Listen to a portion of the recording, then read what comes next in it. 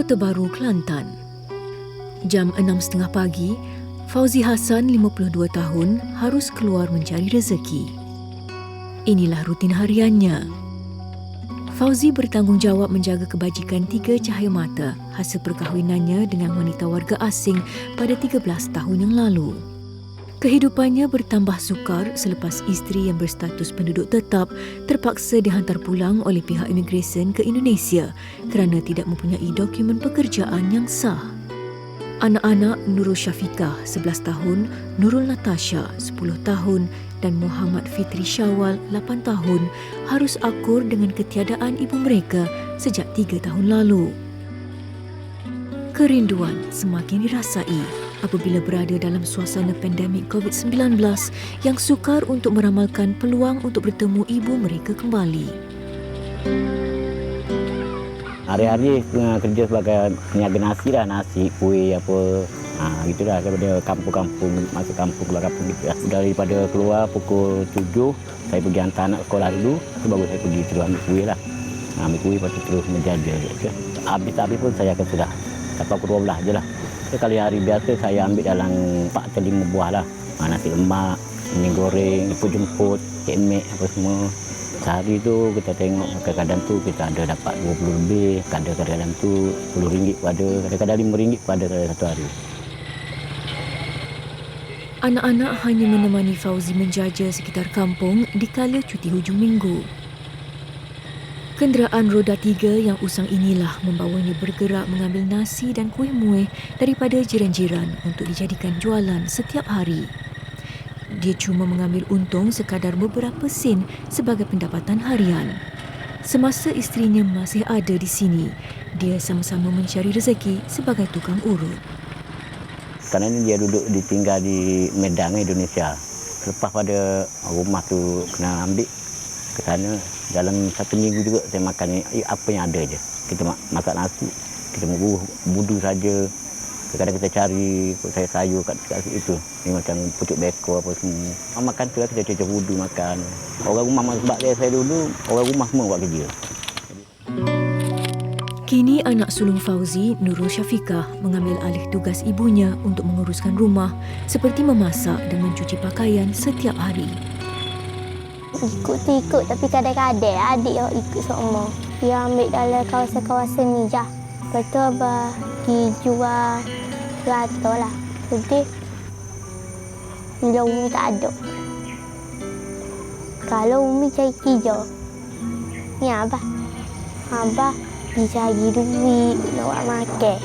Abah ada banyak lagi nak kena bayar. Duit sekolah, duit ngaji, bayar hutang orang. Kecacatan pada kaki Fauzi bukan halangan untuknya mencari rezeki. Dia harus berkorban apa sahaja bagi memenuhi keperluan anak-anaknya. Bantuannya saya menerima daripada Jabatan Kebajikan Masyarakat lah sebanyak RM400. Duit tu saya gunakan untuk membayar sekolah dia. Satu orang dia RM102. Kalinya 3 jadi RM306. Kalau boleh kita nak tak payah pergi yang kena bayar apa semua. Ketiga-tiga anaknya kini terpaksa menuntut di sekolah agama persendirian kerana tidak mempunyai dokumen yang lengkap untuk memasuki sekolah kerajaan. Demi memastikan anak-anak tidak tercicir dalam pendidikan, Fauzi terpaksa bekerja keras untuk membayar yuran bulanan sekolah mereka. Dia percaya suatu hari nanti anak-anaknya mampu mengubah nasib keluarga. Lelaki berasal dari kampung Pek Macang ini berhijrah ke Kota Baru mengikut bapanya sejak kecil lagi. 10 tahun yang lalu, selepas berkahwin, dia mula menetap di rumah kebun ini. Rumah ni yang tuan punya nama orang panggil Kak Cik lah, dia duduk di Taman Maju. Dan masa dulu saya duduk rumah sewa. Jadi dia jumpa saya, dia kata pada duduk bayar sewa satu bulan 1,5. Dia kata baik pergi duduk dalam kebun. Rumah ni dia bagi percuma. Api apa tu, orang persoalan ngalan tapi dia kerja TMB lah. Dia datang sini kata apa api tu dia bayar. Hari demi hari, rumah usang ini kelihatan hampir rebah akibat dimamah andai-andai. Dianggarkan keseluruhan bahagian rumah ini mula mereput. Ini cukup membimbangkan Fauzi dari segi keselamatan dan kesihatan keluarganya. Tolong Umi dengan Abah. Tak ada anak-anak. Kalau kira lah sekarang ni saya tinggal macam gini memang sedih lah tengok. Sebab anak pun dulu dia tidur kat luar je. Waktu saya pindahkan, ada orang daripada ayah adik datang, boleh ubah masuk dalam lah. Sebab anak ni dia perempuan, kalau orang datang pun tengok dia tidur kat luar, tengok anak dara tidur kat luar. Kemudian saya nak cari kalau ada yang rumah yang lebih selesa lagi untuk anak-anak. Fauzi semangatnya tinggi. Kecacatan yang dialami tidak sedikit pun mematahkan semangatnya untuk terus memperjuangkan nasib keluarga. Pernah suatu ketika, dia terjatuh ketika bekerja, menyebabkan keadaan kakinya semakin teruk dan sakit. Saya cacat daripada asal lagi. Orang tua dulu dia pasti dukung pakai kain kan. Arwah mak ni dia terlepas kain, jatuh. Jatuh mana dia nak bagi tahu bapak, dia takut. Sampai umur 8 tahun, saya tak boleh jalan. Arwah atuk ni dia tengok-tengok, dia kata rupanya saya ni macam orang punggung, dia lari. Arwah atuk ni pergilah cari tukang urut di Piyaman ni Ura. Mana dia urut-urut, bolehlah sikit-sikit. Tapi boleh jalan pun macam tak kuat lah. Kalau lama je dia akan jadi macam berat lah ni sebelah ni. Buat masa sekarang ni kira alhamdulillah kesihatan tu mana dia tak ada apa-apa lah. Cuma masalah kaki je lah. Mana kita, pergerakan kita tu terbatas.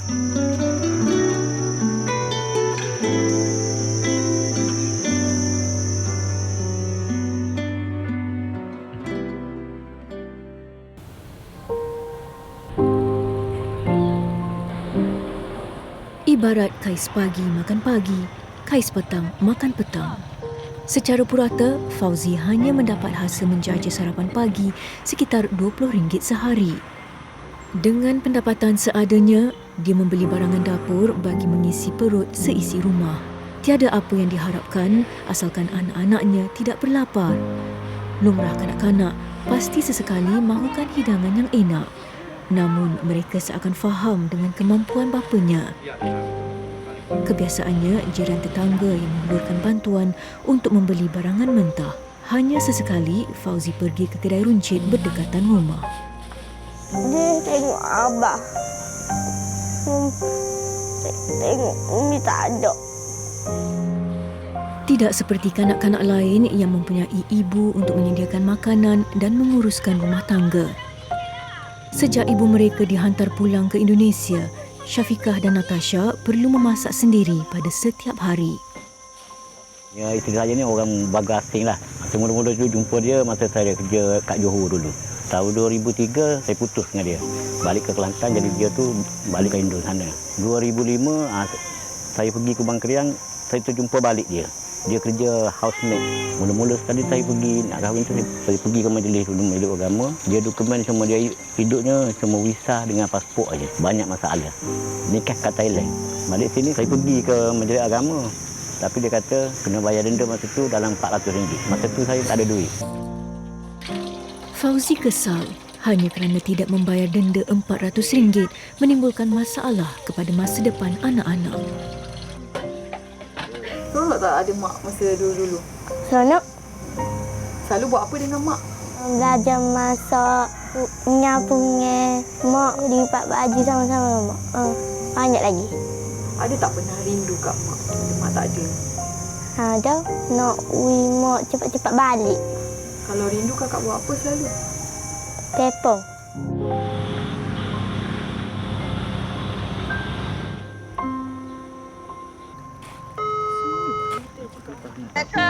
Salam. Angga. Apa Kabar? baik. Kakak sehat? Sehat. Okey, alhamdulillah. Umi rindu kakak ini. Ke mana, Leng? Di rumah. Adik mana adik? Ya pergi main. Apa ada situ apa? Ada? Apa sehat? Baik ya? Hao. Umi nanti ya, Umi berasa dua ini kelik lah. Hao. Bye. Dalam Bye-bye. Assalamualaikum. Selain menjaja sarapan pagi, Fauzi juga mengambil upah untuk menjaga kebun dan menjual hasilnya seperti rambutan, dokong dan durian. Walaupun sedikit, paling tidak dapat juga menampung perbelanjaan sekolah anak-anaknya. Kat kebun ni, saya ni bahagian tolong jual. Macam dia ambil buah tu, dia bawa pergi saya, dia letak kat luar, saya tolong jual. Kira bagi 3 lah dengan orang yang naik, lepas tu saya dengan tukang kebun. Jadi saya ni mana duduk kat rumah, ada orang datang bawa pisang ke rambutan ke apa, saya niaga kat depan tu.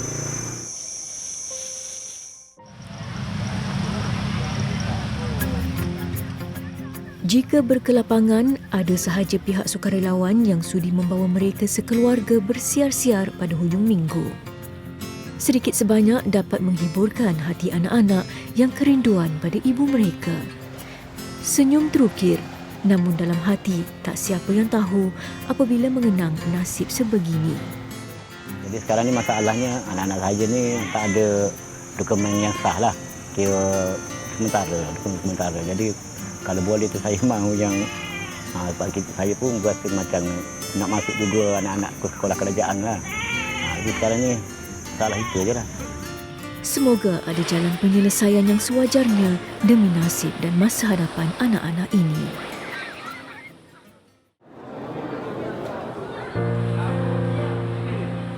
Jarang sekali Fauzi berpeluang memenuhi permintaan hidangan anak-anaknya. Pada hari ini, seorang pemilik kedai makan di Kubang Krian berbesar hati untuk menajam makan malam mereka sekeluarga. Dah berniaga nasi lemak di kawasan Kubang Krian, Kota Baru ni dalam 10 tahun. Satu kewajipan lah nak kena bantu. Kalau kadang ada yang golongan yang kurang mampu, sehingga kurang mampu nak makan mewah, kita kata tak apa, belanja. Jangan paksa sangat nak kerja duit tu. Itu sebahagian daripada sumbangan kita lah. Bila ada sikit rezeki yang Tuhan bagi, kita sumbangkan sikit. Supaya semua orang boleh rasa.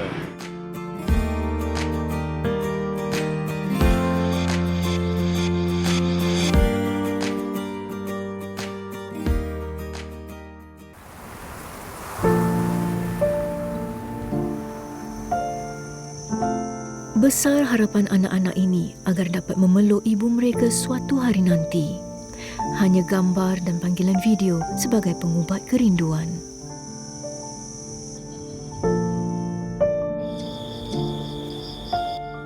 Allahu Akbar.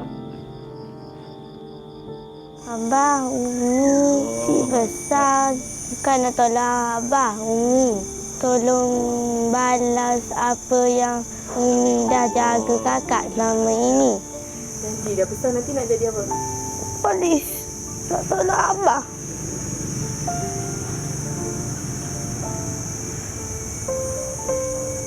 Nak jaga Umi dengan Abah. Sayang Abah. Abah nak jaga Abah sampai besar. Umi cepatlah balik. Kak tunggu Umi balik.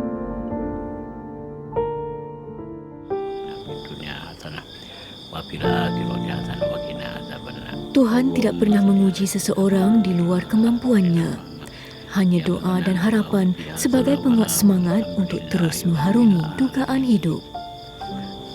Bismillahirrahmanirrahim.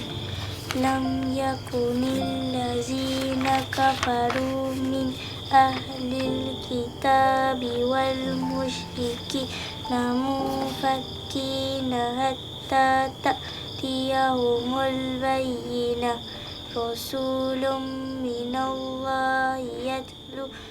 Jangan mudah bersikap meminta-minta. Usaha selagi berdaya. Walau sekuat mana kita mencari rezeki, ilmu agama tetap menjadi tunjang kekuatan iman. Itulah peringatan Fauzi kepada anak-anaknya. Dia berharap suatu hari nanti, permata hatinya ini dapat mengubah nasib keluarga menjadi lebih sempurna.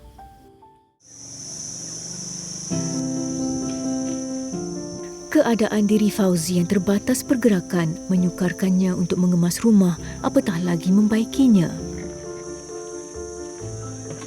Di atas keprihatinan masyarakat setempat, beberapa kumpulan sukarelawan hadir menghulurkan bantuan terhadap keluarga ini.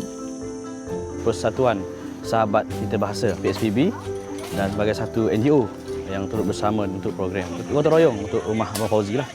Dan yang bersama dengan saya rakan-rakan NGO.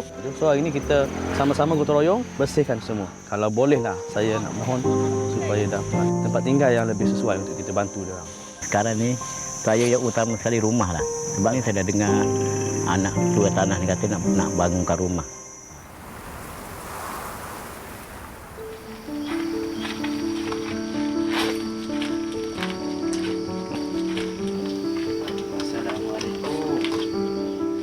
Kisah Kisah perjuangan keluarga Fauzi dan anak-anak dalam meneruskan kelangsungan hidup mereka membawa wakil penaja utama bersamamu, Syarikat Faizah Sendirian Berhad ke sini bagi menyalurkan bantuan buat keluarga ini. Mereka terharu mendengar rintihan dan kesukaran hidup yang dialami Fauzi sekeluarga. Pernah suatu ketika, mereka tidak mempunyai sebarang makanan dan hanya makan sekali sehari sebagai alas perut. Cik Wazi, ni sumbangan daripada Syarikat Faizah untuk keluarga Cik Wazi. Dengan ada sumbangan ni, dapat lambat beban Cik Wazi. Di sini saya nak kongsikan sebuah buku yang bertentang Puan Hajah Faizah. Di dalam buku ini menceritakan kisah kehidupan Hajah Faizah dalam mengarungi kehidupan dia sehari-hari.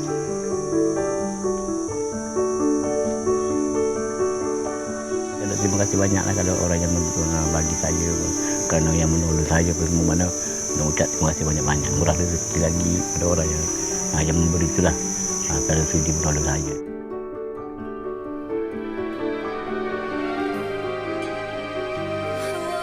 Kekurangan diri bukanlah alasan untuk Fauzi menagih simpati.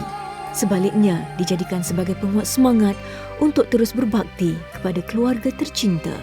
Hulurkan tangan, ringankan beban.